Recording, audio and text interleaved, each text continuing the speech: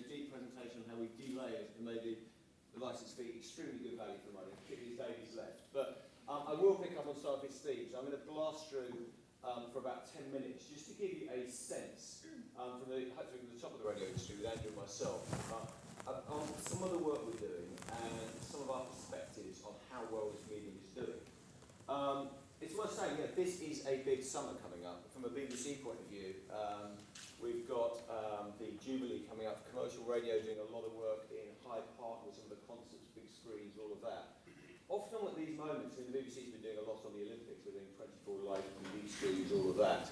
One of the things people say is, well, it's a TV event. If you look at behaviour and this great British summer, most people who live lives like mine end up driving around, chauffeuring children, going on holiday.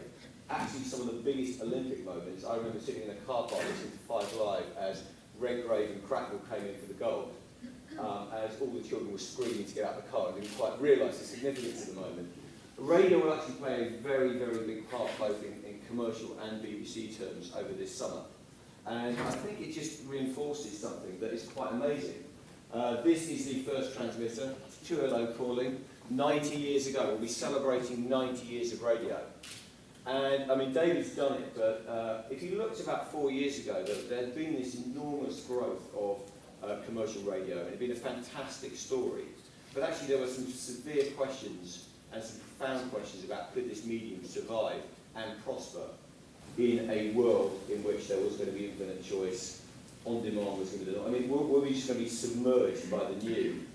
And actually, what's absolutely fascinating is the last 3 years we've actually put on listeners. We've consistently now delivered every quarter over 1 billion listening hours. It is a remarkable story. So what's happened? I think 2 things have happened.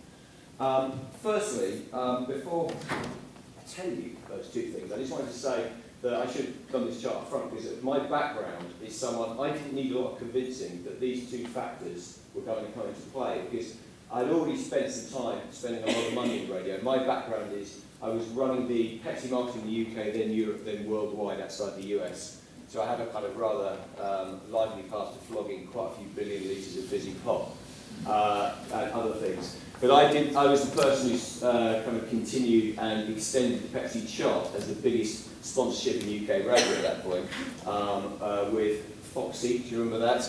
And the chart show. And we used to actually, in those days, beat the BBC. It's now a pretty ferocious battle.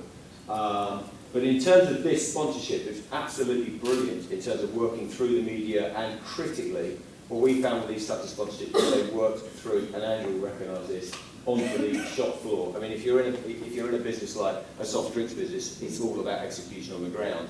These media properties allow us to do that. So those 2 reasons I talked about in terms of why this medium is holding up. There's 2 simple reasons. One is very obvious, which you know, and forgive the very direct for radio propaganda, but it is all about the simplicity of this.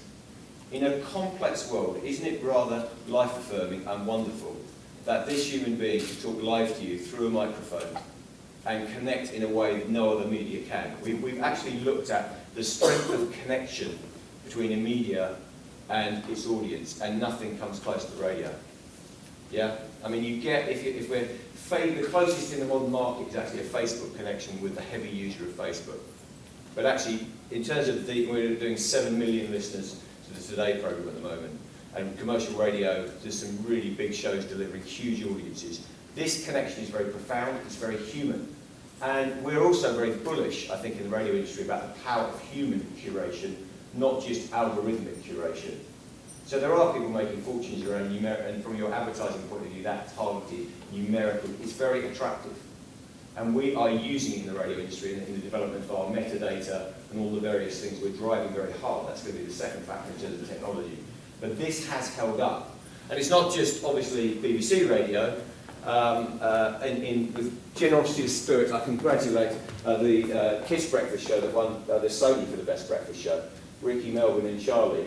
That relationship with a young audience every morning in that day part. And the other thing people tend to forget is the power of the day part. Something like in breakfast terms, for instance, there is no medium coming even close because of radio's liveness and its mobility to radio in terms of delivering that message. That has held up, and it's a rather wonderful thing. In fact, there's huge opportunities for growth in on-demand audio, which is growing rapidly, and we're delivering, but the liveness of what we deliver. And also the identity of stations. You talk to TV channel controllers, they all have healthy paranoia about the breakdown of a channel, because I ask you what your favourite TV is, I suspect you wouldn't say a channel, you would probably say a programme. In a radio market, it's largely about that connection with the station, what it stands for, and that is because of the human curator and the presenters developing that relationship. Very, very powerful. So one of the surveys we did, I couldn't find an attractive picture in here, so I just put a Da Vinci picture because I hit the ceiling, rather wonderful if you go and see them at the moment. But we did a bit of work. When I arrived, I said, well, how much of all the audio going into our lug holes is radio? Because when I'm on the train, I see a lot of people with listening to their iPods. What's happening here?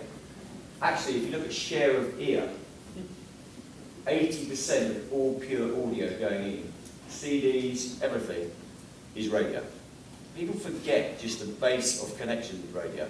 That's because it's in on the kitchen, workplace, it's everywhere. And even among younger audiences, that number's holding above 60%. So it's really powerful. So that connection is there. I won't flog that too hard.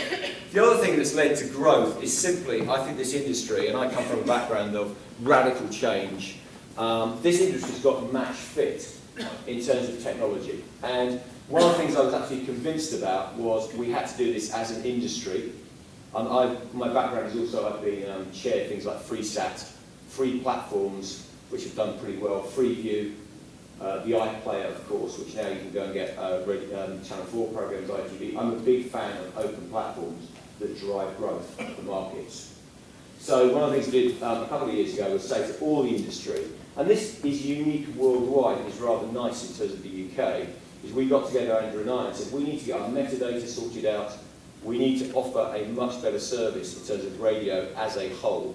That led to things like the radio player. So the radio player, critically, is an inaugural partner in UView. Because let's face it, everything's going to move to an interactive screen.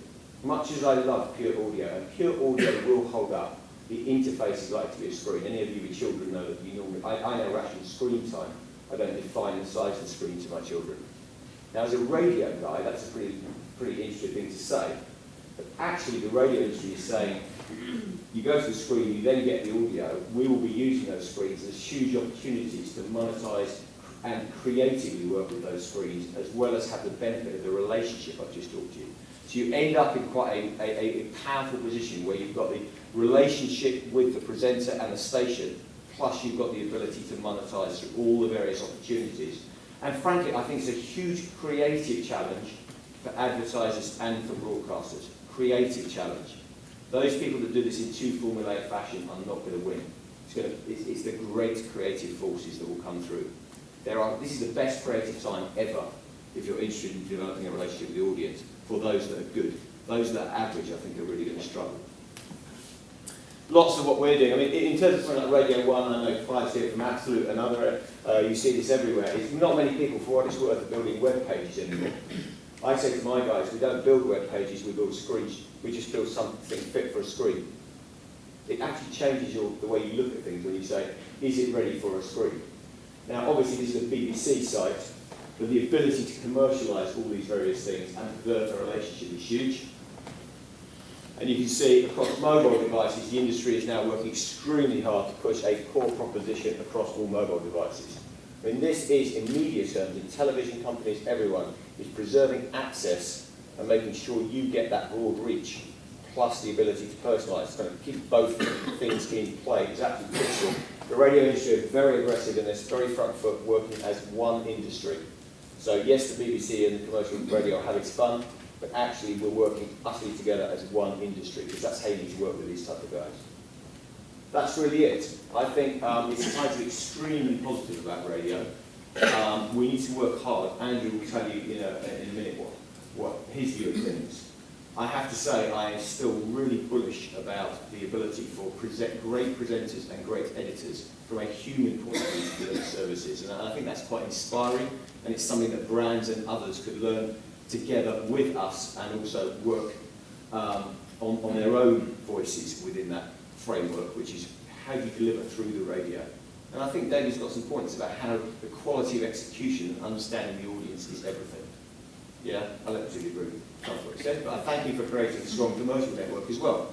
The BBC weirdly is really interested in creating a very strong national commercial stations as well as the local stations. It's utterly critical to me that radio grows and we have a really good competitive market that grows. And that's not just words from me. I mean, we have to have a growing market, and we are delivering that. And I think that is a really, really nice thing. So enjoy your listening over the summer. Andrew, I'll hand to you. Thanks.